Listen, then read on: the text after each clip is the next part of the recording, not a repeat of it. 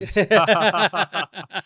right, because they got more votes, right? Yeah. Number one, when my opinion of Trump is that he's a typical puppet of a plutocracy. It's really tough to align with any political party. It's just you Look, have to blend in, right? Because ideology of a party is something they built from years. yeah, there's certain NDP policy that I don't agree with, Yeah, right? human rights and everything, and these things should be at the top priority. You ever had a chat with Mr. Carney about this explanation ever? Fighting for their freedom, being called terrorists. Like, honestly, yes, there are terrorist people out there. Alberta is, and I think Alberta will play a major role in Canada's economy. What's stopping feds from taking the resources to We don't have a democracy if there's only two parties. What we that makes have sense? Yeah. is a 4-year dictatorship. Why it's tough for the feds and provincial and city to align together at This is some this point? is this is an illusion. This is a type of political theater. Economy and energy, they just go side by side. It's not as if Carney or Danielle Smith can put an economic policy in today that is going to change your life in the next year. A liberation group, they're fighting for the liberation of their people, and I will continue to stand by that. My opinion, though, doesn't go in accordance with federal or European law, so therefore I was canceled. Where do you think the safety issues of the communities lie right now? Because things have changed drastically in last 10 years, and safety is the major issue right now.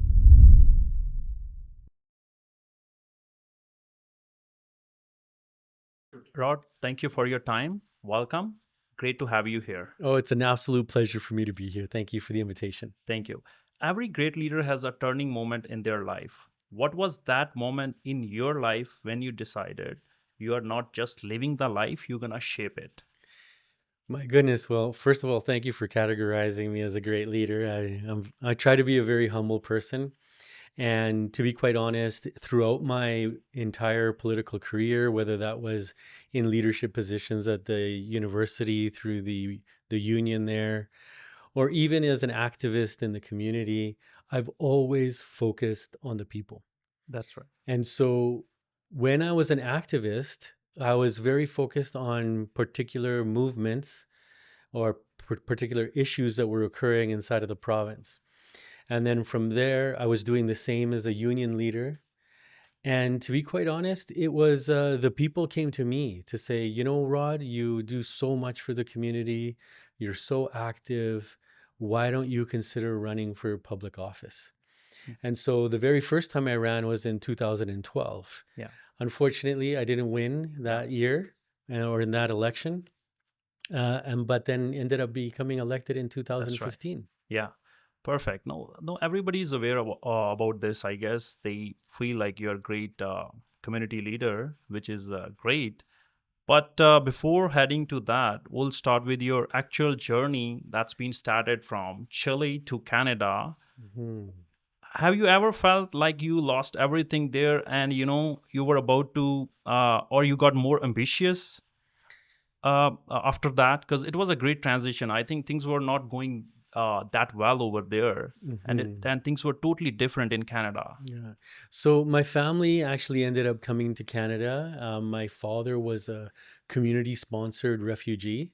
So, there's three categories. There's the government sponsored, then there's family sponsored, and then That's right. there's community sponsored. So a group of people that call themselves like a Christian based community decided to bring my father. And then my father then brought my mother and my older brother and I. And so our trajectory has always been one infused by politics, but a politics that actually impacts people and their lives. So being a politician for me isn't just about an ideology, it's about how are people being able to adapt and function in this society? And how can we, as a political entity, make that better for them? That's right. And so I tend not to be a person who's so focused on ideology. Trust me, I'm very ideological. I have my own ideas, That's right. but I don't let that interfere with what is the most important, which is people.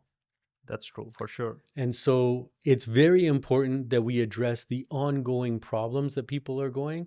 And you may have heard me say this before, but I always put people before politics. That's for sure, right? Rod, since you told like you had a old political background back home, was that family connected to the politics over there, or it was tough over there to manage all these things? Most definitely. So in 1970 is when the Marxist president of Chile was elected at That's that right. time. In 1970, his name was Salvador Allende. And so my parents were supporters of Salvador Allende, would even consider themselves quite revolutionary. But my father came from very humble background, very poor. My father, I remember him telling me stories where there were days where he just didn't eat That's right. because there was just no food. Yeah, and Right. I think the research I was doing, he barely survived. He was about to shot over there. Something happened like that, or it's just Yeah, so when something I was just a baby, and you may well know, during the military coup, there was a curfew in place. for sure. Yeah, And in the vicinity, in the neighborhood where I lived, there was a small kiosk. And my father knew the owner of the kiosk. So it was imagine like a very tiny supermarket. I'm sure you have them back in Punjab as yeah, well, for sure. the local market kind of thing, right? Yeah. And so I didn't have milk. Oh wow. And basically my dad was like, my son needs milk, I'm gonna go out and get it for him, Yeah, that's even right. though there was a curfew. Yeah. So he ended up he got the milk. And my one of my uncles on my mother's side went with him to make sure that he would be safe. Yeah. And unfortunately, when they were crossing the road to come back towards the house, there was a military jeep at the end of the road up on a hill, Mm-hmm. and they saw my father and my uncle, and they just started shooting. They Shooting. just machine guns, just shooting, shooting, shooting. And my father and my uncle actually had to hide under these bushes. Wow. So that was the reality that my parents I were mean, living through. you guys Mhm. gone through a lot of trouble over there, right? And Um, well, we were one of the lucky ones. I'm going to be very honest with you, because during the military dictatorship in Chile, there was approximately around 30,000 people that were either murdered, wow, tortured, or made to be disabused. 30,000. 30,000 that were impacted by the whole process. At that time, if you had a beard, Oh wow. you were just considered a Marxist, right? And Yeah. so they would just shoot you. And I Very think similar to 1984 back in Punjab, that's right? totally right. And Hmm. I think that stayed pretty much for 7 years. That term over 17 there, years. It was 17. Okay. 17 Wow. years. Yeah. Yeah, Hmm. I mean, pretty much Hmm. similar things did happen back Hmm. home also. Yeah. So, I mean, that was your external journey. Hmm. But I felt like the way I researched, I realized you were changing inside also spiritually, Hmm. and the decisions you took, was that an overnight decision, or that was after a long research you did? So I did a lot of research when I decided to revert to Islam. And to me, I want to be really frank with this. I was originally Catholic, being from Latin America. So I was already from the Abrahamic tradition. Okay. So, same tradition of Jews, Christians, and now Muslims. Hmm. And so, when I was starting to do my research, I was realizing that, hey, this is just one religion. That's We're right. just paying attention to different prophets, Okay, that's right? right. That's because Hmm. that was about to be my next question. Because Hmm. I have an interest also reading books and all, but Hmm. I always wanted to know, does that any specific religion makes a difference, or it's pretty much leading to the same path or same trajectory? I really believe that all religions are getting us to focus on the same path. And for me, it's not about one particular religion being right. It's more about you following the best you can the religion that you've decided to follow, right? And for example, I admire you six very much. The religious spirituality that you have within the teachings of the gurus, I find so similar to Yeah. Islam. I mean, they are more like lot dedicated and all, right? So that's why Mhm. that's making a difference. Yeah. And for example, when I read about the formation of the Khalsa, Yeah. for me, I identify with that. Like, I'm not from your part of the world, That's right. but I feel that there's honor and integrity in doing your best to defend the values That's and for guide sure. society down a proper path. Yeah.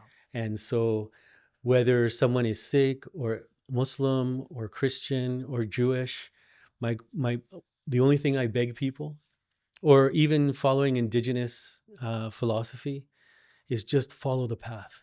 That's right. Do your best to follow the path. Be a good person, That's right. and then make sure to benefit the society So I think around you. every religion teaches the same thing. Basically, it's different path. I mean, same path, but a Mhm. different perspective or from different angle. If we see, everything is going to a same direction. Yes, well, most definitely. At least I look at it that way. I want to focus on what we have in common rather Hmm. than what we have different. Yeah, honestly, yeah. You could spend all day picking out the differences between Islam and Sikhi. That's right. You could, but Yeah. why? There is no It's need. much Yeah, better to focus on what we have in common for sure. and then realize that we are just brothers, sisters Yeah, that follow a different path, but essentially we are pretty close to following the same for path. sure.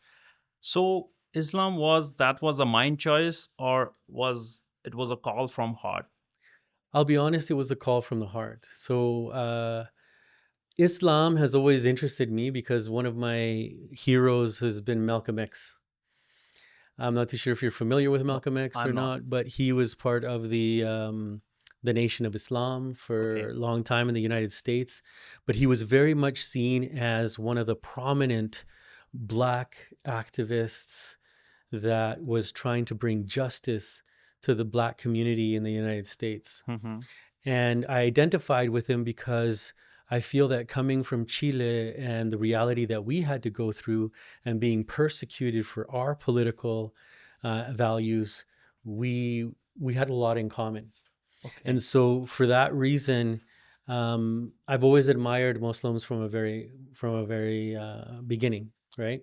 The same way that I admire many Sikhs. But does it show any difference between Christianity and Islam? Because you studied both, right? Mhm. Closely.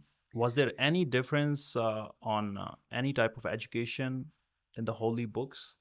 You know, I think that in the majority, it's very, very similar. Very Hmm. similar. Where there's a break is in how they see the figure of Jesus. As you know, in Islam, we see the figure of Jesus as a prophet. And in Christianity, I think what happened is that the movements, because let me be very honest, like Yeah. at that time, at the time of Jesus, he came and he was really presenting a revolutionary movement because the powers at that time were very much focused on controlling people. Yeah. And he came to bring people back to the path of focusing on their relationship with the creator Hmm. and and focusing on being good, right? And that you didn't need to do that inside of a temple.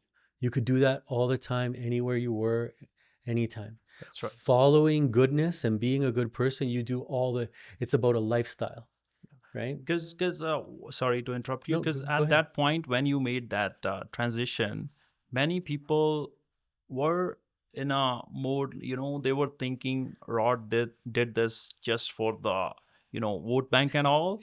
Because but if, if when if I was doing it for the Wolf Bank, I should have converted to Sikhi. yeah, that's right, because they got more votes, right? Yeah. But later at a point, I dig out more. I Mhm. was studying, thinking that you did a lot in the communities earlier. Your trajectory was totally not instant mode, but Mhm. it was something you really want to evaluate, Yeah. yourself, think more, and Yeah. hopefully that's what made that decision, right? No, honestly, I remember one of my colleagues at the time saying, "Rod, don't do this. Don't People are not going to vote for you. The Sikh community, Punjabi community is not going to vote for you. You're going to have white people that are not going to vote for you. And I said to them, you know what? If someone's not going to vote for me because of the religion I am, I don't want that vote. That's right. And so, since a very young boy, I've always felt a connection with the Creator. That's right. And because that's where I believe uh, goodness comes from. Hmm. Goodness, love, respect, integrity, humility. These are all values that the Creator puts us in, each and every one of us since birth, For sure. is what I feel. And so, my the way that I see the world is that we are spiritual beings having a physical experience for a time. Because I'm of the belief that once we die, that's not the end. We're going somewhere. That's right. I don't know where we're Yeah. going, but Well, it's that's a big science, I guess. So we don't know. But I mean, yeah. your spiritual journey does shows courage and big change. Mhm, Interestingly, on a side, your political journey was also something very similar. mhm, You stayed more than a decade with NDP party. mhm. The decision you made to change to Liberal Party, was that an overnight decision? Just walk me through that, day, morning, or whatever happened. You got a call from big leaders at that point? Sure. So if I could just, I'll try to be very succinct. And so members from the Sikh Punjabi community started coming to me and said, Rod, we need someone like you in federal politics. And my first reaction was, well, I don't know if I'm ready for that. I'm not sure. And then I told them, look, you guys know Jagmeet. Go Yeah. talk to Jagmeet because at the end of the day, he's going to be the one who will decide whether I will come into federal or not. So they went, they had meetings with him and his, I don't know, well, I don't know who they met with, to be honest with you, Yeah. but they ended up just coming back and saying, Rod, for some reason, the NDP doesn't want you to run federally. Okay. But do you think the NDP, local NDP, has a good relation with the federal MP? Or I felt like they kind of divided somehow at some point. Or maybe I'm wrong. I have no much idea. So yeah, the provincial NDP, they call themselves cousins of the federal NDP. Okay. So it's still one family, Yeah. but they have very different policy objectives. Hmm. I want to frame it like that. Yeah. And but the reality is that the people who have more clout or more say are the same in both the provincial NDP Hmm. and the federal NDP. Okay. And so the people who make decisions about what happens in the party, Hmm. those are the people who have power within the party. They're all across the board. And so I was told at that time that there were people in Alberta NDP that didn't want me to run for the NDP federally. So I've basically thought, okay, well, I'm not going to be able to do that. I'm not going to be able to do that. And I can only suspect. I don't know. I can't tell you for sure what the reasoning is. Yeah. But I've always identified as a socialist. Okay. Always, since the beginning of my career. I don't hide it. That's who I Which is am. a great thing. I'm not going to change.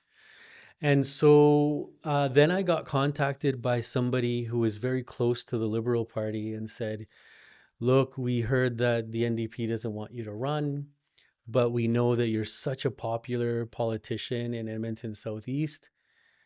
Would you consider running for the Liberals? And I said, Okay. are you sure? I'm a socialist. Because that's totally different path. And Yeah. yeah. And I was like, and they were like, Rod, just meet with them, talk with them, and see what happens.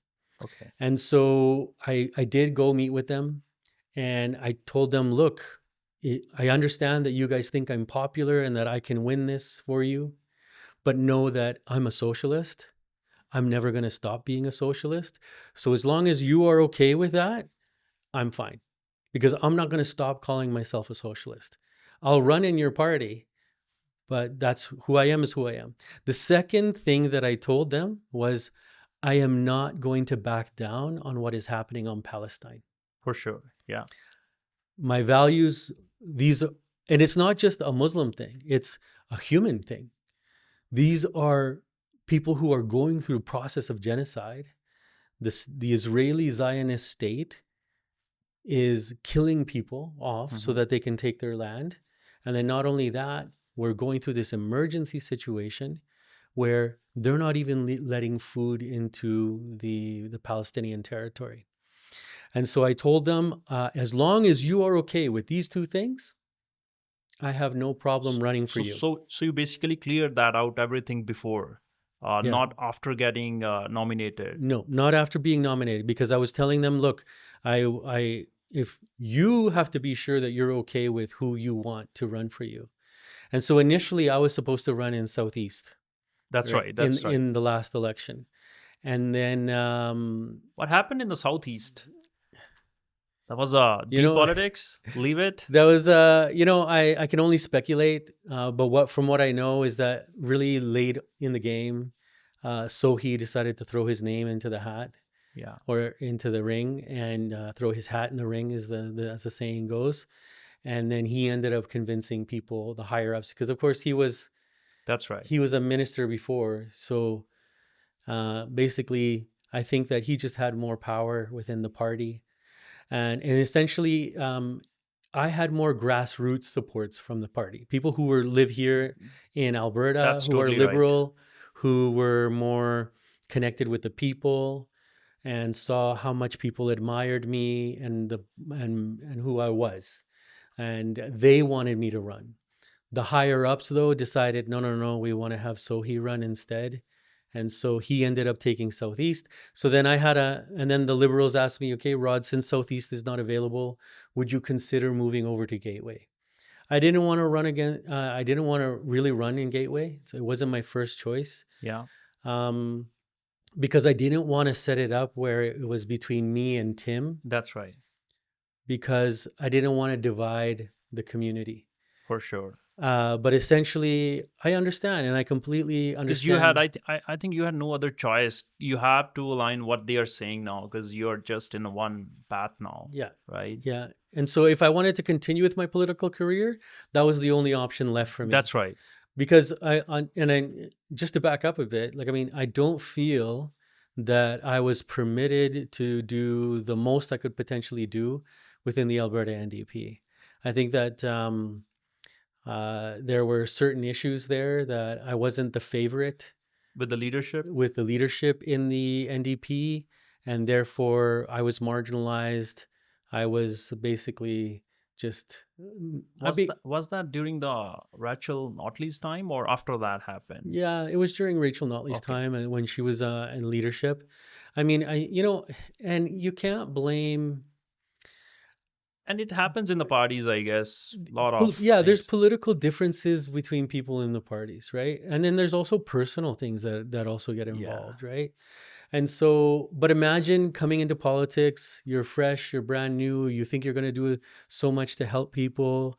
And I was bringing lots of issues. Like, for example, well, you know that I brought the sick helmet exemption. yeah. And let me say this as a side note, I never brought anything to the party that didn't come from the people. Like, I never brought anything of my own agenda. Everything that I brought to the party in terms of things that I was fighting for were things that my constituents asked me for, right? Because and that's the thing that I think that a lot of politicians have to learn That is for sure. and practice. And I have learned a lot in the communities also. You did a couple of things for Sikh communities, for not just for the Sikh communities, but different communities Yeah, even at the like Hindu a, community as yeah, well, and so which is good to hear, you know, like if yeah. you're doing small things that's making a big impact on one community and Mhm. you have to do it. I did a lot for the Indigenous community as well, as a whole throughout Alberta, in terms of organizing, bringing people together, so that there could be teaching and understanding between Indigenous people and non-Indigenous people. Yeah, I really tried to use my position, and I tell this for any upcoming politician: if you get elected into a position, you shouldn't use it for your own political, economic benefit. Which is happening, I guess, a lot happening. Yes. And so to be true to the position, if you truly are a politician for the people in a democracy, you should be using your privilege to benefit the people. And that's one of the values that I've always had. And that's why I never brought any of my own ideas into the party. They were all things that people from the community were asking for. Even, for example, you probably don't know the story of Vicky Venancio, but she was a temporary foreign worker. She was hit by a truck, and she didn't have access to healthcare because she was a temporary foreign worker. Wow. But through enough pushing and pushing, I managed to get her a meeting with the Minister of Health at that time. And then they decided, okay, we're going to cover your medical expenses. Because ultimately, like many temporary foreign workers, the people who do their immigration process Yeah. promise them that, okay, come as a temporary foreign worker first, and then we'll figure out a way for you to stay. So that was what was promised to Vicky. Okay. And so we really need to do better in order to make sure that there are no loopholes for people. And if they truly want to immigrate here, we also need to make it a process that is a fair process, and that we're making sure that when people are coming, they're coming for the right reasons, Okay. or that they know why they're coming, right? Okay. So basically, overall, from NDP to liberal transition, what do you think? Was it a disappointment, realization, or something else? To be honest, being 10 years in politics, you know how the political parties work. Mhm. You know how they function. You know how decisions are made. And so for me, it wasn't a surprise. Okay. And I can only imagine that, and this I've heard from several sources in the community and inside of the political party, that yeah, it was a Was- vendetta. It was like Yeah. Rod decided to move from NDP to Yeah. That's right. liberal, so we're going to put this piece of information out there that's going to get him canceled. And So that's what happened, was yeah. because I honestly believe, and I continue to have it to this day, that groups like Hezbollah and Hamas are freedom fighters. They're fighting for their people. Let us not forget that Hamas is a political entity that was elected by the people of Palestine. And so my big problem is that, and it doesn't matter, all of my heroes throughout all of my existence have either been called savages or terrorists or radicals. Okay. And so for me, I have a big issue with people in power, specifically Eurocentric people of European background who think like Europeans, Mhm. and judging our people. Because, if a white man says, Mhm. give me liberty or give me death, Yeah. no problem. But a brown person says, give me liberty or give me death, all of a sudden I'm a terrorist, right? So this has to change. This mindset of people in the global south fighting for their freedom being called terrorists. Like, honestly, yes, there are terrorist people out there. They use terror politically to change and influence political systems and social systems. I'm not denying that there are terrorists, Okay. but people who are legitimately fighting for their communities, trying to protect their communities, are taking a stance of self-defense because they're the ones being attacked first. The powers need to start taking a good look at what is actually happening. Because if there's a community, they're living their lives, they're everything is good, but then all of a sudden they start being attacked by somebody from the outside, and they just want to defend themselves, and now the person defending themselves is being called a terrorist. No, this is completely unjust. Was NDP uh, was totally aware of this ideology? Because this thing was from 2009, I believe, right? Earlier, like even more, much more, like Even before that. my involvement with the Palestinian movement has been since 1999, if I'm not mistaken. I was always I think aware. that video was from 2009, I believe, or before that even. Yeah, I can't remember when it was, Yeah. 2008, I'm not sure, Okay.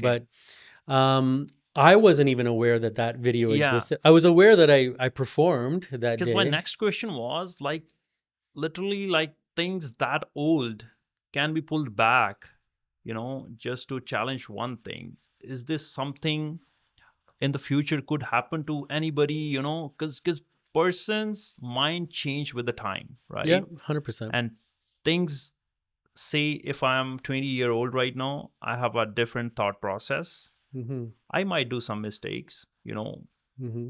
that might be a not a mistake at that point, or it might not be a mistake after that. When I grow up, bit older and Mm-hmm. all, I realize, okay, this was right, not wrong. Mm-hmm. That's what you wanted to say at that Yeah. point. But Mm-hmm. I mean, in the political parties, the vetting process and everything, don't they have to tell beforehand for sure, you are being nominated, we trust you, I Yeah. trust you. Yeah, so the nomination process, and of course it may be different for different parties, but I don't know. The only ones I know are the NDP and the Liberal Party of Canada. Yeah. Is that, yeah, you go through you go through a screening process. Okay. You have to go through a number of interviews. You have to do an application, and then of course, yes, they actually do comb social media, and so I don't know where this video came from. Yeah, that's right. Obviously, someone had it in their back pocket, but the Liberal Party, when they choose to screen me, they didn't find it, Okay. right? And so they were fine with anything that was like, and I disclosed everything because you may know that That's right. I was Hmm. I'm a supporter of very many Latin American socialist leaders. All of that is on the internet, and I disclosed all of that information to the Liberal Party of Canada. I didn't know that this video existed though. But going back to your question, I think that if someone does a crime, like an Hmm. actual crime, this should impede someone from going into politics. That you made a mistake in your life, uh, this should impede you from going. And if they want to use that to stop you, then albeit. But opinions, we live in a democracy Free speech where and people should be able to speak and say the things that they think freely. And the truth is, we don't. Because here I am, I'm a living example of it. I have a differing opinion.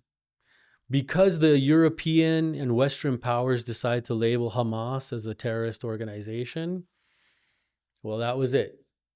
I don't agree with that. I think that they are a liberation group, a liberation group. They're fighting for the liberation of their people. And I will continue to stand by that. My opinion, though, doesn't go in accordance with federal or European law. So therefore, I was canceled. okay, This is what needs to change in our democracy. for sure. Yeah, if you commit a crime, and I can give you examples like, for example, pedophilia, sexual trafficking of women and children, these are crimes. If you do something like that, yeah, no, you should be canceled for sure. This is not acceptable. Hmm. But having a differing opinion about a political issue should not lead you to be canceled. At that point, you ever had a chat with Mr. Carney about this explanation No, ever? Carney and I never had a conversation. Okay. Never. It was always with the internal leadership of the party, Okay. and it was a quick decision that was made. I was door knocking at the time That's when right. I received a phone call, and I was let know that I was no longer a Hmm. candidate for the Liberals, and then that's when I went independent. How do you think Mr. Carney as a leader so far? I think that Prime Minister Carney is doing the best that he can within the context that he is in. And for the truth is that liberal concepts and liberal ways of approaching political, economic, and social problems are very much focused on being able to provide opportunities to specific people, not to everyone. And that's part of the problem, is that my stance is that in a democracy, to be truly democratic, it shouldn't matter what religion you are, Yeah. what culture you are, what ethnicity, what economic background you come from. Everybody should have access to the same opportunity. That to me is what socialism is. And I think Canada is one of the top country who actually give a good rights to people. They care about people, human rights and everything, and these things should be at the top priority. I would agree with you when it comes to settler colonialists, people who come here, but the indigenous people of this land, they have been fighting for their rights for so long. And one of the things that really bothers me is that when we look at the human rights record of China or of, for example, Cuba or anywhere else in the world, Saudi Arabia, people tend to be very critical, but they don't take a look at our own governments and how we've treated indigenous people right here on their land. This is their land. That's right. They decided to share it with us. So, one of the things that I realized really early on in my political career is that there needs to be a coming together of Indigenous and non Indigenous people. Because the majority of immigrants that come here to Canada, what do they learn about the First Nations? Well, only what they see on the streets, right? So if they see an indigenous person on the streets, sadly, the tendency is that person's drunk, homeless, has probably has mental health issues. And so we follow the settler colonial mindset that everything that indigenous people do is bad. They're lazy, they don't want to work. And so we as immigrants, we learn that narrative Yeah, and then we hold it inside of ourselves too. But that's not the truth. It's a very different reality. And so we as Canadians have to do our best to get rid of that narrative, number one, and actually learn from Indigenous people. And when we look at Indigenous philosophy and cosmology, we begin to understand, especially us as Sikhs and Muslims, we have a lot more in common with them than we do of a culture of exploitation, of taking advantage of people, of of stealing, because these are all the things that happen through colonialism. We understand colonialism because the British also went to India. that's right. The US and the Spaniards, they came to Latin America. Mhm. We know what colonization is. We Yeah, know. yeah, Like, for example, in Latin America, we're taught, well, if your skin is too brown, well, you're you look too indigenous, right? yeah. Because that's what we're a mix. Mhm. We're a mix between Spanish and indigenous and native people. Who do you think who's responsible for all these things, like the way indigenous people are sidelined somehow, on their rights basically, or the way you were speaking? So number one, you know that we are all treaty people. And Yeah. so the crown ended up signing treaty with the indigenous people. Now, what a lot of people don't understand is that when in 1867, when Canada became a country, then or through the British North America Act, Hmm. we decided that we were going to take those treaties from the crown. So now, as a new federation, as a new country, we were going to take on the responsibility of those treaties. And so, but the reality is that even during the time of the English crown dominating Canada, those treaties were never respected. On every reservation, there was what was called an Indian agent. This was someone from the Canadian government who had the responsibility of subjugating the Indigenous people, making sure that they stayed on the reservation. You could not leave the reservation without the Indian agent giving you permission to leave. So it was a very oppressive system. The other thing is that a lot of people don't understand is that what we know as the Royal Canadian Mounted Police today, the RCMP, they were actually started as a military force to keep Indigenous people in line, to make sure that they weren't Wow. they weren't whatever, like practicing their land rights and hunting this place or even practicing their own spirituality. And so we as Canadians, and especially as newer immigrants, I mean, I know you've been here for a long time, but even like we who have come from other countries, we need to learn the true history of Canada, what really happened here, and take a good look at the Canada's record of human Yeah. rights. And I don't think anybody is much aware of it because whenever a newcomer land here, they just they are not being educated the way it needs to be. At some point, they really need to Mhm. understand the background. That's what you Mhm. mean. And at some point, because it's a long history, right? Yeah. The way, And just as an aside, I don't blame new immigrants because I mean, when new immigrants come here, they're focused on what? They came here because they want a better opportunity for themselves and yeah, for their family members. So they're so focused on putting food on the table. That's their number one that's the priority. main target. Yeah, And because of the capitalist system and the way that it works, that is, we all identify in terms of this economic system. And this economic system ends up pushing us to only focusing on that economic, that's right. being able to provide for your family, put food on the table. That's it. That's all I need to know. That's for sure. Yeah, And this in like when you talk about Maslow's needs, the hierarchy of needs of people, they need to feed themselves, they need to house themselves, all of this. That's what the primary needs, yeah, right? And so we as a government, or like if we were in government or we were pushing government, we need to make sure that those initial needs of the people are being covered. covered. Yeah, because now we are talking about the economy system, right? What overall you think Canada's economy is right now? Just give an honest opinion, because Liberal Party is same, just the Prime Minister changed. And as you said, things are changing now. And I do believe things are really changing now. They are trying to explore the market in a lot of ways, Mhm, the way US is targeting us. mhm, And it should have been done before, I believe, the way they are lifting oil tanker bans and all, right? It does gonna take a long time, but at least mhm. they are initiating something to be more productive. Yeah, the Liberal Party right now under Carney is doing their best to open up the economy even more than it previously was. I think that economically, when you compare Canada to the rest of the world, we're actually in a very good economic condition compared to a lot of other countries.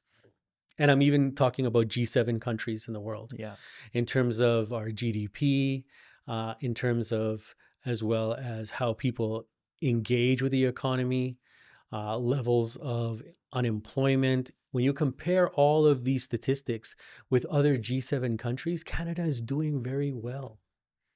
Now, the issue then becomes Carney's challenge is making sure that every Canadian feels that they're benefiting from this economy. And that is the true challenge.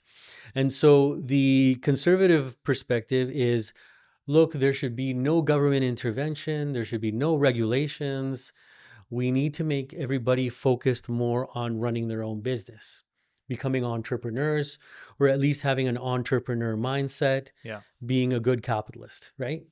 And to a certain degree, yes, that's important. You do need entrepreneurs within an economy that help move the economy along because essentially, as you and I both know, 60 to 65% of pardon me, of people are employed by small businesses, that's right. right? 3 to 4 employees, they actually keep money going. One of the problems, though, is that because of inflation and the cost of living, people are experiencing less and less uh, surplus, right? Mhm. A lot of their money is going towards their expenses Yeah, rather than giving them that small pocket, that they can then spend on their wants. So the challenge then becomes putting more money in people's pockets that's is right. really what it Yeah. is. Because if you, for example, if you give incentives for people to save money, well, the monies are just going to sit in the bank. But Right? I personally feel like it's really tough, from last 10 years basically. I came here in 2010, right? Things Mhm. were very different. It was Everything was very not very easy. I mean, pretty Is much e- easy mhm, compared to now. Say if I was working on 1,500 or $2,000 job, after all the expenses, I was still having some money in my pocket. mhm, Right now, in that $2,000, I think people can barely, get something on rent or maybe a little bit of grocery. Yeah. Everything peaked up. Well, But and sorry, no, go uh, ahead.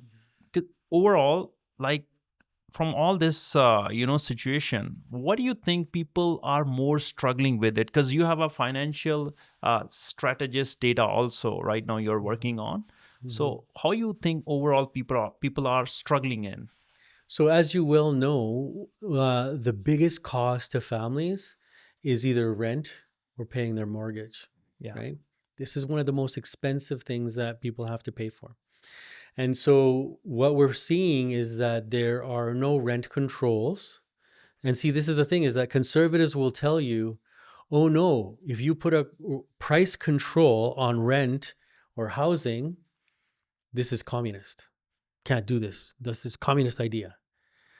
However, if people are spending more than, uh, I would say, in some experiences, some people are spending more than 70% of their income paying their rent, paying their mortgage. yeah, Why is it that your average house now is approximately $500,000? I remember when I first was elected, being, people from the community, and not just one community, ethnic community, many ethnic community. hmm, Rod, why is the cost of housing so high here in Canada? And let us not forget that housing is a human right. The government has a responsibility not to give you a house, but to make sure it's accessible to you. that's right for sure. And so the Carney government, one of the best things that it could potentially do right now is work on a low income housing strategy, get more people housed.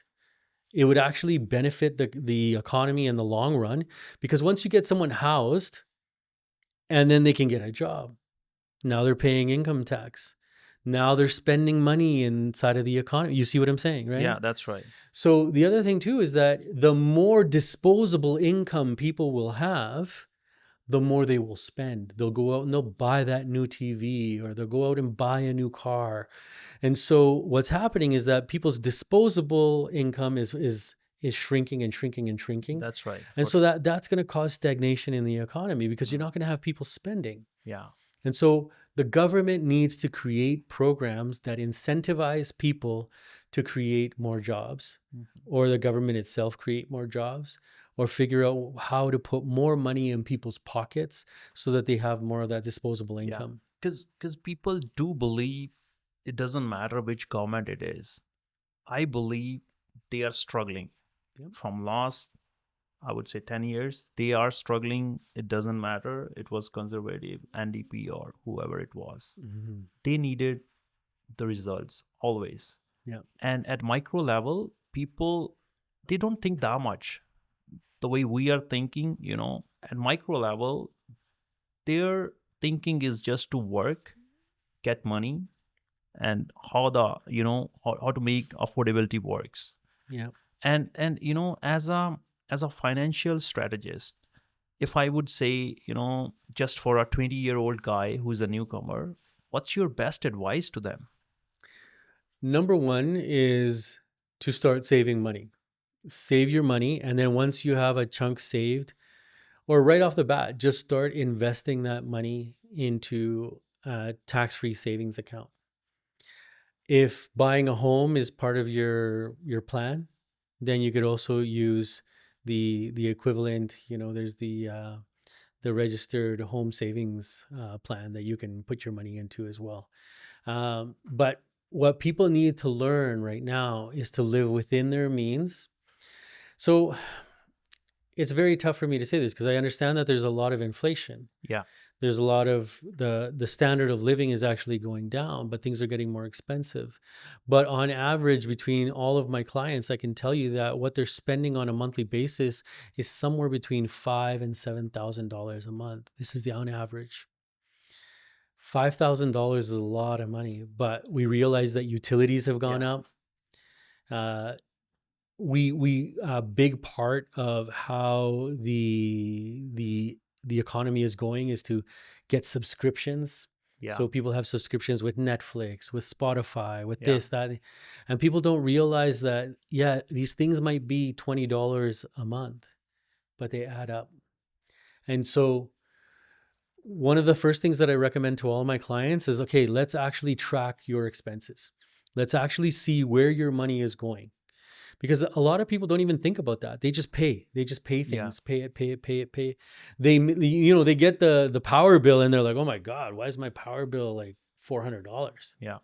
But they pay it, right? They question it, but they still pay it. So then one of the first things that I do, once we have tracked all of the expenses for a family, then I start asking them, okay, what can you live without? What can you absolutely live without? Right? And so they start going through all the expenses and they start trimming and they start realizing, okay, I can cut this, I can cut this. And then I tell them, okay, now your next job is to call your utility or your service providers. And I'll just give you an example. For the longest time, I was with Shaw Cable. I was being charged 107 according to the plan that they gave me. Great, whatever the case. I was paying Yeah. that, paying it, paying it, paying it. And then one day, TELUS called me and I started going through and explaining to them what I'm having with Shaw. Hmm. And they said, okay, you know what? We can give you roughly the same thing, but for $68. So I encourage all of my clients to do that, Yeah. to go through all of their bill payments and just call the competition. Yeah. See if they can get a better offer, or even call the company and say, Mm. hey, I've been a client of yours for the last 10 years. What can you do for me? I mean, they should start doing smart work, I guess, to explore new options. Yes, it's essential that people do this in order to curb their spending. Now, when you go through this process, you can save anywhere from 200 to 500, even $600 a month, just focusing on your expenses and getting them back down, Yeah. right? Which then means you can put that extra $600 towards your car payment, Hmm. towards any payments that you have that are outside of your essential things, right? Yeah. And then you can decide whether you want to start investing that money Yeah. and putting it into a TFSA or RRSP, etc. Yeah. Rod, there's always a question in my head, and it's like a question in a lot of millions of people. Economy and energy, they just go side by side. And Alberta is sitting on world's largest, I would say it's on a number 4 ranking in the oil Hmm. reserves. Yep. Why, is it really tough to make such decisions? Does a politician need, courage to do that? Or is it something really needed to climate issue? Because a lot of countries, they had a oil reserve. They are like actually rich. Indeed, indeed. So it all comes down to management. It also comes down to mindset, perspective, and then who benefits from all of this. And so one of the biggest opinions, I would say, because it's an opinion, is that if you raise the cost of big corporations to do business, they're going to leave, right? This is what conservatives say all the time. I think Well, you're against conservatives. Yeah. for most things, not everything. But I Um, personally felt, like we were chatting before, mhm. like it's really tough to align with any political party. It's just you have 100%. to blend in, right? Because ideology of a party is something they built from years, and they made Mhm. paper kind of thing. You have to. That's completely true. And Like, I I mean, don't think any leader who's going into one political party, he would be liking all the things. He yeah, might not be, agree to all the, yeah, things. yeah. There's certain NDP policy that I don't agree with, Yeah. right? And it happens. It's normal. Right. But for the most part, if I had to choose which party, NDP would be the one that I would support, right? Given the options. Now, democracy functions in many different ways across the globe. Yeah. And so, for example, one of the biggest, I think, damages that has happened to Canada and specifically here in Alberta is that we've gone down to two-party system. This, for me, is unacceptable. This is not truly a Two democracy party anymore. system. Yeah, we have the United Conservative Party Yeah. or you have the NDP. That's it. You have no other choice. Oh, Yeah, okay. there is Yeah. like there is a liberal provincial party, and they're starting to rebuild right now. Yeah. We had the Alberta party, but for the most part, you only have two political parties sitting inside of the legislature right now. So what does this mean? The one that has the majority will just be able to push its Yeah. agenda through. So what I tell people is that this is not truly a democracy. We don't have a democracy if there's only two parties. What we That makes have sense. Yeah. is a 4-year dictatorship because they're going to do whatever they want. They have the majority. They're going to be able to, it'll take time to pass the laws through the legislative process. But essentially, at the end of the day, they can pass any law or regulation that they want. Done. Right. Mm. And so the only way that they can be stopped is that if enough people go and protest against them, Yeah. that they realize, oh my God, the base that we cater to is actually coming to protest against us. That's right. So not even if, like, let's say the NDP were to go out and like get social workers and teachers and, union people and go and do a protest, Hmm. Danielle Smith isn't going to care. Yeah. Those aren't her voters. The majority of those people are not her voters. Yeah. Anything you support her like as a leader? Did she do anything good, bad? What do you think so far? Um, Because I'm pretty sure she might have done a little good work also, which I mean discuss later. yeah, to be quite honest, none of the pieces of legislation that Danielle Smith has brought forward since her time as premier have I agreed with. But don't you think like she does care about Alberta first? I mean, people do believe she doesn't really want Alberta to separate, but she does want she want to talk that way to make Ottawa sit on the table to negotiate at This some is this point. is this is an illusion. This is a type of political theater and political banter that serves no one. At the end of the day, separating from the rest of Canada, how is that going to help the economic condition of someone who lives on less than $50,000 a year? What is it going to do? Absolutely nothing. Absolutely nothing. What we need are brave politicians that are going to take a good look at the economy and say, how can we raise the standard of living of our people? Yeah. That is what the true question should be. Not, are we fighting with the federal government? No, at the end of the day, Mark Carney has the goal, or at least the intention, of trying to make our lives better. What we need are politicians that are going to work together for the benefit of the people Mhm. and not work for their own agenda, their own political ideology. When it comes to democracy, it should be political parties working together, political leaders working together, trying to find common ground, and then moving the economy and the society Yeah. forward. I just want to come back to the same question again I was talking about. In Canadian economy and Alberta, Alberta does play a major role, Mhm. and Oh, yeah. Alberta is, and I think Alberta will play a major role Always. in Canada's economy. What's stopping feds from taking the resources to supply, in the globally, I mean, in the global market?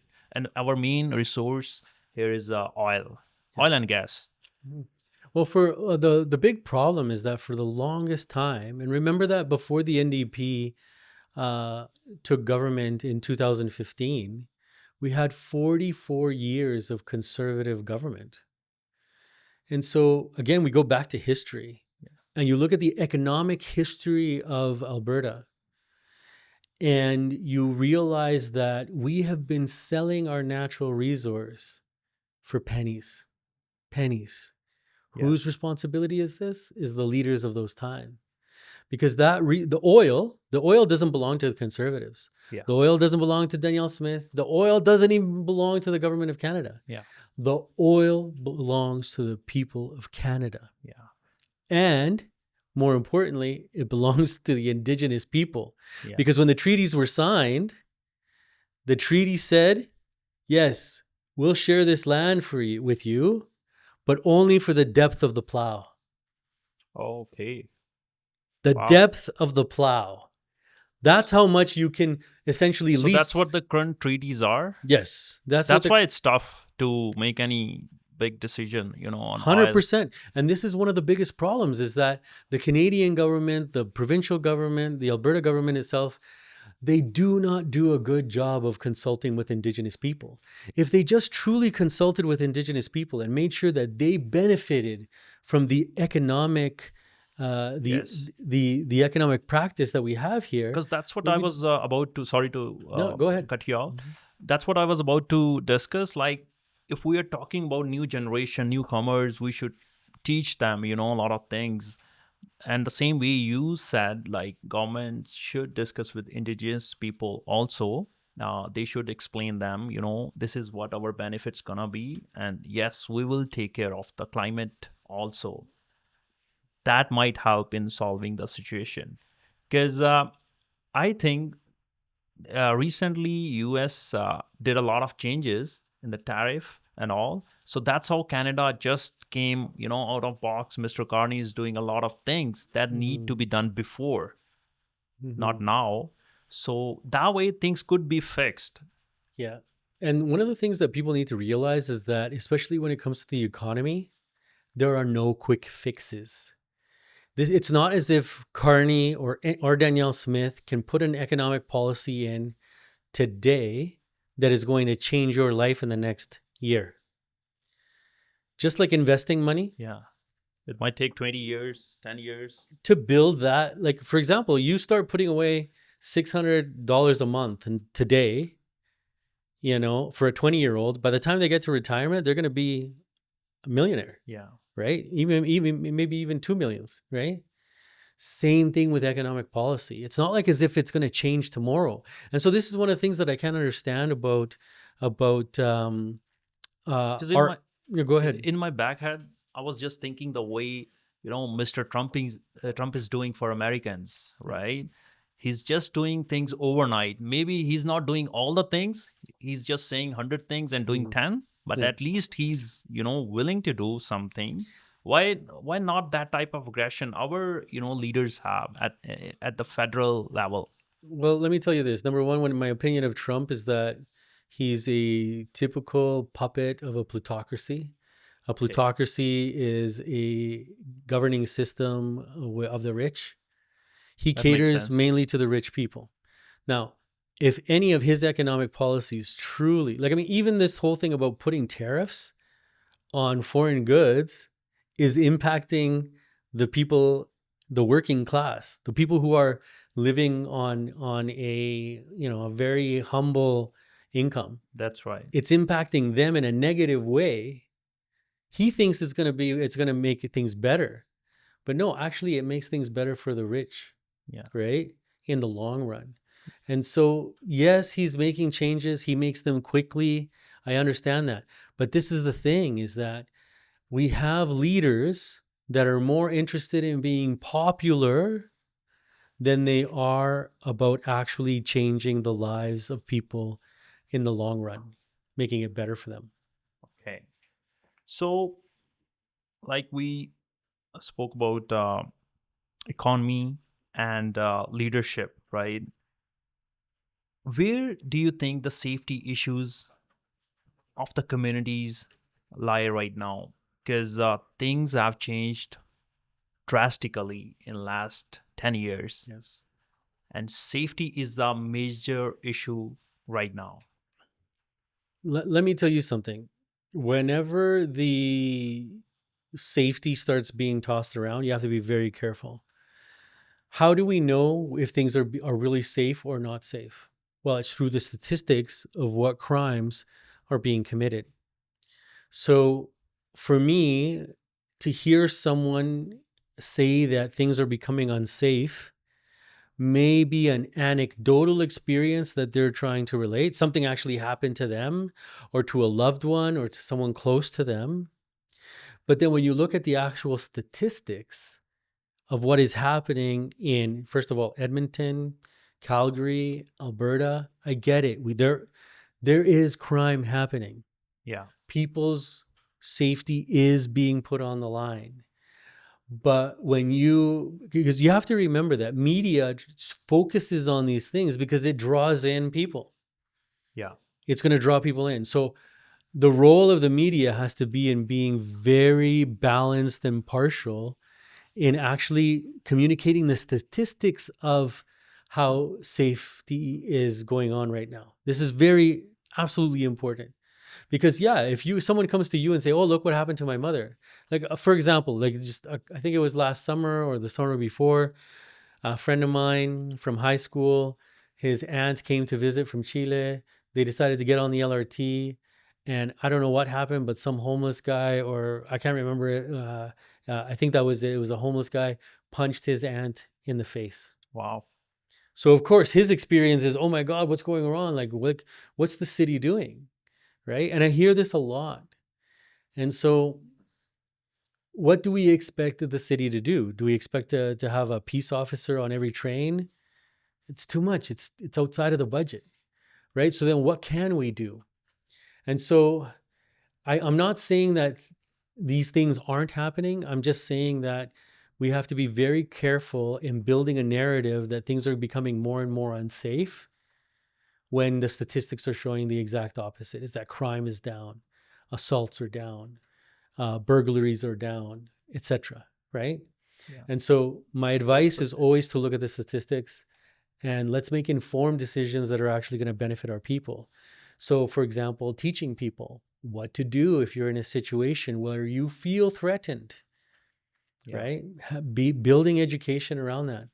Like back in the 1970s here in Alberta, there were actually organizations that engaged people on social justice issues. Okay, I can't remember what they were called, but essentially they were teaching people about what was happening all over the world. Yeah. We've lost all that kind of organizations and gatherings because they're no longer funded. And so now we're very much individuals living in our own homes. We only connect with a certain group of people, our friends. We don't go outside of sometimes even our ethnic circles, right? Yeah. We need to engage with more people, learn from more people. And then this is the way that we're going to be able to build a society where a society of solidarity with one Even another. trying to be more aligned toward positivity, in the media, from media perspective also, sometimes they fail to present the actual numbers.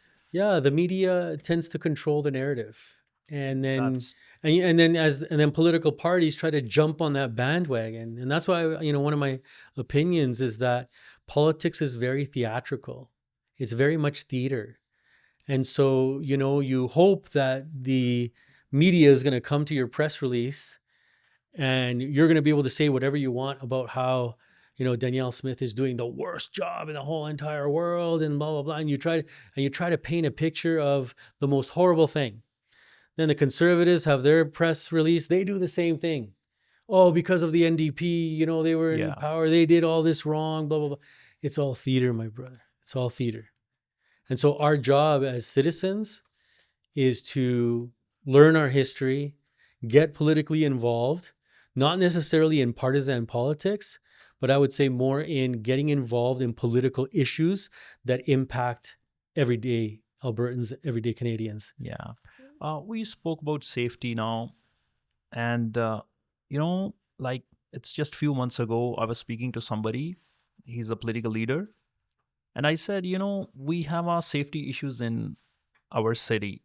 We have a lot of happenings near the schools in our Mhm. communities. And he was a federal leader, and he was just saying, it's tough to collaborate with the provincials and city people. I mean, if my community is unsafe right now, do I really need to figure it out where I'm going? People are totally confused. They don't know. They should catch the counselor. They should report them, like what's going on in the area. And even there were multiple issues I reported to our counselor also. They never Mhm. reply back. You know, One and thing that that collaboration is totally, like a common person, he doesn't know, like, how to collaborate these all three people. Mhm.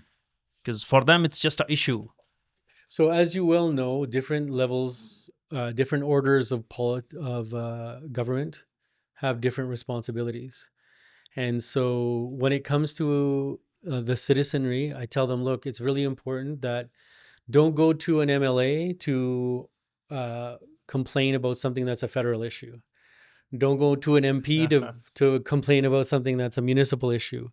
Know where your issue lies, and then go to that person and demand a meeting. If you call up or you send an email or give them Yeah, a phone call, they're going to ask you, number one, okay, well, are you a constituent? If you're not a constituent of their riding, they're not even going to give you a meeting. They're not going to. They're going to say, no, you wow. need to go meet with this person over here. I tried to respect people. Even if people were coming in for municipal or federal issues, I would listen to them and I would say, okay, well, the person that you really want to talk to is your MP. Let's get you a meeting with him. And I would take an active role I would call the MP office and say, hey, I'm here with a common constituent of ours. This is their name. Can you please give them a meeting so that they can come and talk to you about X? Yeah, That's what I would do. I don't know if other politicians would do it. I'm not sure. Bless them if they do, yeah, because I think this is what we need more of. However, then from there, it's realizing, how can your problem be fixed? Because it's really great that it's not great, but you have a complaint. You're bringing it to the attention of the politician. My second request to the citizenry is, how do you fix it? yeah, Maybe involve more people in your circle. Be like, how can we fix this? How can we actually make sure that this problem doesn't happen? So, for example, you were talking about schools. One of the issues that I know about is there's pedophiles parked outside of a school, which I imagine is one of the issues that you may have been thinking about. I don't know, yeah. but There are a lot. I mean, there's just lots. happen every other year. Or, for example, there's not a crosswalk in a particular area. How can we get a crosswalk built, right? So my suggestion and my recommendation: involve your people from your community. Involve them. Get them. Oh, do you agree that this is a problem? Yes, I agree. Because if you go as one person to your elected official, they're going to be your one person, Yeah, right? Your one but vote. But if you bring more people, that's right. if you bring, hey, there's 10 of us that have the same issue. Now there's 10 votes, and guess what? Us 10 people are connected to another 20 people because Yeah, our families. All of a sudden, now you got a vote bank coming to them of 400 people saying, we want you to do something about this. And trust me, they will, at that point, they will do their best to do something. yeah. My question was also, you know, you told like this is where people go and how they try to fix the issue. My question was, why it's tough for the feds and provincial and city to align together, at least on the safety issue, which is one of the alarming issue right now. And I don't know why like people are feeling it's targeting either one community more or other more, but when it comes to solve the situation, why cannot they align all together instantly? I mean, if the city needs more police, and they should intervene or they should work together. Yeah, 100%. I agree with you. The problem is that it comes back to partisan politics. If your MP is from one political party, your MLA is from another political party, That's right. your city councilor doesn't want to be associated with any political party, doesn't want to be seen working with either party because they don't want to lose votes from either side. This tends to be the perspective, right? No, you're from another political party. I'm not going to work with you. So one of the things, and I'm going to recommend it to the people watching, whoever ends up watching this interview, is that one of the things that I think that what we can do in order to strengthen our Westminster parliamentary system is to have a certain number of seats that are independent. They're just independent. You don't belong to any political party. You run as an independent. You can't run as a political party. You have to run as an independent. You have to run as an independent. Now, a lot of people are going to say, well, if you run as an independent, then you're not going to be part of the government. No, the problem is that if you have a partisan political representative, like, of course, their job is not to be partisan, but in our system, you are part of a political party. And so the way that it functions, it's not necessarily that you are representing the issues of the people to your party and to the government. What the party wants you to do is to represent their perspective to the people, and Okay. then try to find as many people in the community that support that political ideology or perspective or stance and bring them into the party, or to at least support and vote for the party, donate to the party. And so the best thing that we can do, in my personal opinion, is that we can, if we want to have a more democratic governing system, is and you know that Danielle Smith just changed this, is that she allowed it, well, the UCP government allowed for partisan parties to run at the municipal level. I think we should be going the other way. I think that we should be making a certain number of seats independent, and also to involve indigenous communities. We should start involving, we should have a certain number of seats Yeah. of indigenous people that are there helping make the laws for the whole land, because they truly have no And I think it's representation. a great way to involve indigenous people, their representation. And we spoke on that also, like they should be more, into the policies and leadership. Mhm. We might be able to work out on a lot of things down the road, Yeah, right? it would be a way that we could get common ground. Yeah. So, Rod, we spoke on financial issues also. Do you think the financial pressure on the people, I mean, it's leading to their mental health and aggression and hate between the communities somehow? Yeah, most definitely, because you know that um, there's a political tendency to blame outsiders, and even though Canada has never been a white country, never. You have the immigration here of Sikhs for more than 100 years. The immigration of Arabs here, specifically from Lebanon, for more than 100 years. You've had the Chinese community that was brought over to help build the railway.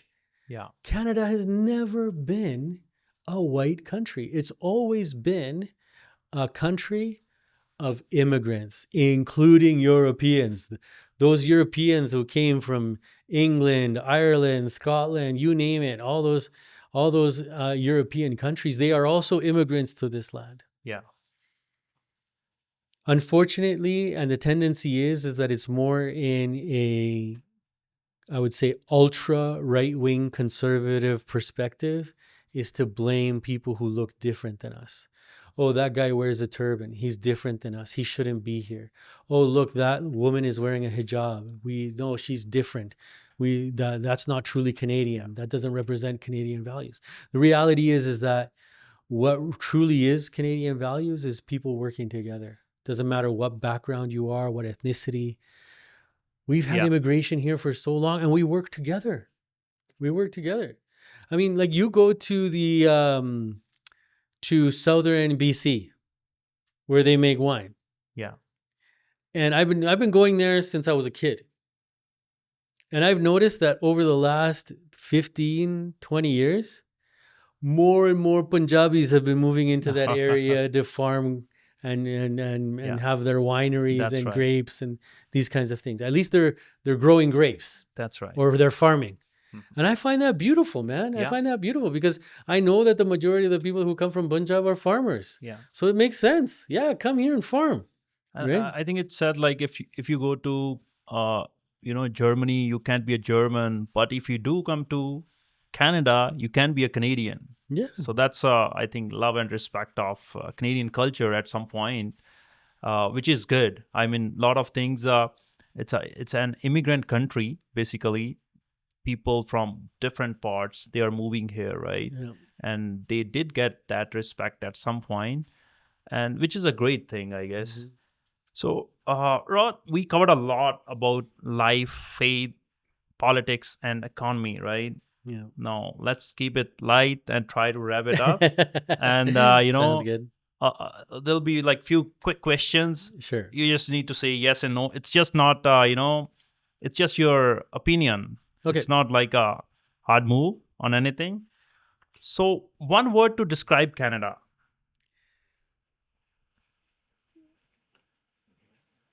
Learning. That's great. One word to describe Rod Loyola. Passionate. Canadian first or Albertan first? People first. That's great.